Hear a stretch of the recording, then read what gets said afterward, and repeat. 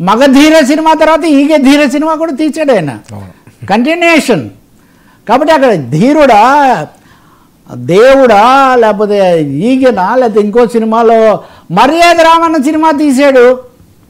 అయోధ్య రామన్నే కాదు కదా, మర్యాద రామన్న సినిమా కూడా తీసాడు కదా, సునీల్ను హీరోగా పెట్టి రాయలసీమ నేపథ్యంలో. కాబట్టి ఒక్కొక్క సినిమా ఒక కమర్షియల్ ఫార్ములా ప్రకారం వాళ్ళు చేస్తుంటారు. కాదు సామాజిక ఇతివృత్తాలతో కొంతమంది చేస్తుంటారు. రాజమౌళి కూడా ఒక చోట అన్నాడు, నేను పెద్ద ప్రయోగాలు చేయకపోవచ్చు కానీ డిఫరెంట్ థీమ్స్ తీసుకొని నేను టెక్నికల్ ప్రయోగాలు చేస్తుంటాను కదండి అని ఎక్కడో అన్నారు. కాబట్టి రాజమౌళి ఎవరినేమి కించపరచకుండా చెప్పిన దాని మీద ఆయన మీద దాడి చేయడము, అందులో శాసనసభ్యులు, కేంద్ర మంత్రులు ఈ విషయాలు మాట్లాడడం మటుకు చాలా అభ్యంతరం. మర్యాదగా మాట్లాడారు, మర్యాదగా మాట్లాడి ఆయన ఏం తప్పు మాట్లాడితే కదా, ఆయన మర్యాద తప్పితే కదా, ఆయన మనిషిగా చెప్పాడు.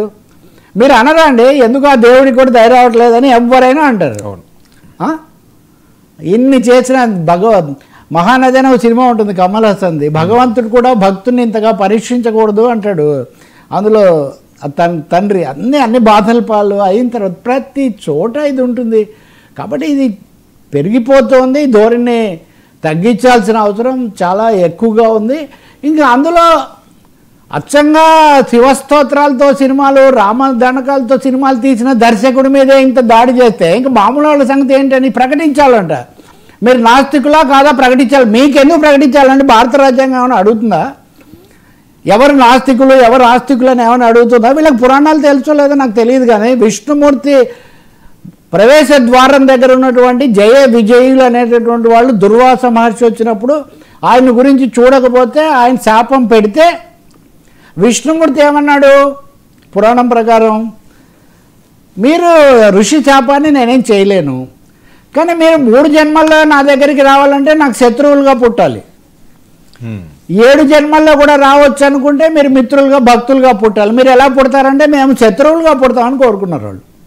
అప్పుడు రావణ కుంభకర్ణులు, హిరణ్యాక్ష, హిరణ్యకశిపులు ఇలా పుట్టారు. ఇవన్నీ ఏం చెప్తున్నాయండి? బలి చక్రవర్తిని రాక్షసరాజు అంటారు. వామనుడు ఇంతై అని ఆ బలి మీద తలకాయ మీద పెడుతున్నప్పుడు శుక్రాచార్యుడు వచ్చి చెవులో చెప్తాడు, ఆ వచ్చిన వాడు విష్ణువు నిన్నుంటే ఆయన తొక్కితే నాకు అంతకంటే ఏం కావాలంటాడు బలిని మనం రాక్షసుడు అంటాం. కేరళ ప్రజలు బలి వస్తున్నాడని ఓనం పండుగ జరుపుకుంటారు వాళ్ళు.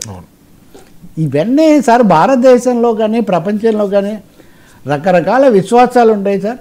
రాజమౌళికి ఒకవేళ విశ్వాసం లేదంటే లేదేమో, దానికి ఏముంది. నేను మొన్న కూడా చెప్పా, భక్తుడి పాత్రలు అద్భుతంగా పండించిన అక్కినే నాగేశ్వరరావు గారు ఏం దేవుడి మీద మహావిశ్వాసం ఉన్న వాడు కాదు. నిన్నగాక ప్రధానమంత్రి గారు రేపు రాష్ట్రపతి గారు కూడా రాబోతున్నారు. మీరందరూ వెళ్ళిన పుట్టపర్తి సాయిబాబా గారి రూపంలో ఎన్టీఆర్ గారు సినిమా తీసి ఓం సచ్చిదానంద ఈ సర్వం గోవింద అని ఒక తీసాడు. ఆయన ఏం సాయిబాబా పేరు చెప్పలేదు, ఆయన ఏం అనలేదు. దేనికి ఎక్కడ అన్నది ఒకటి ఆలోచించాల్సిన అవసరం ఉంది. ఈ భక్తిని మతాన్ని అంతకంతకు పెంచుకునేవాడిని వాళ్ళు విశ్వాసం ఉన్న వాళ్ళు చేస్తారు. కానీ సినిమాలను ప్రతి దాన్ని ముడిపెట్టి బాయ్కాట్ చేస్తాం, దీన్ని బాయ్కాట్ చేస్తాం, దాన్ని బాయ్కాట్ చేస్తూ ఉంటాం, చాలా పొరపాటు. నాకు ఇంకా ఆశ్చర్యం కలిగేది, చిత్ర పరిశ్రమ ఇంత సూపర్ డూపర్ టాప్ లెవెల్ దర్శకుడి మీద ఇదంతా జరుగుతుంటే ఎవరు స్పందించరు, ఎవరు మాట్లాడరు. ఇది కూడా ఒక ఆశ్చర్యం. అంతకంతగా మనం సనాతనాన్ని తీసుకుంటున్నాం. ఇప్పుడు ఇంతకుముందు హరిహర వీరమల్లు ఇదైంది, ఇప్పుడు అఖండ ప్రచారం బాలకృష్ణ గారు హిందీలో కూడా చేస్తున్నారు. ఉదాహరణ చేయొచ్చు, ఎవరి సినిమాలో వాళ్ళు ప్రచారం చేసుకోవచ్చు. కానీ అప్పుడు మొదటిసారి లేని సనాతనవాదం ఇప్పుడు తీసుకొస్తున్నారు. కాబట్టి సినిమాను కాపాడండి. సినిమా రంగం మీద కానీ మీడియా రంగం మీద కానీ రాజకీయాలు మాట్లాడే వాళ్ళ మీద కానీ మేము చెప్పినట్టే మాట్లాడాలి, లేకపోతే ఏదో చేస్తామనేది మటుకు సరైనటువంటిది కాదు. రాజమౌళికే రక్షణ లేకపోతే ఆయన రాజమౌళి డిప్లొమాటిక్గా ఉంటారు, జాగ్రత్తగా ఉంటారు కాబట్టి అంత సినిమాలు తీశారు కదా. ఇప్పుడు ఆయనేమి రవిలాగా మాట్లాడే అవకాశం చాలా తక్కువ. కానీ ఇదేది వ్యక్తిగతమైన సమస్య కాదు కదా. మరి బీజేపీ నాయకులు కూడా మీకు ఒకటి తెలుసు కదా,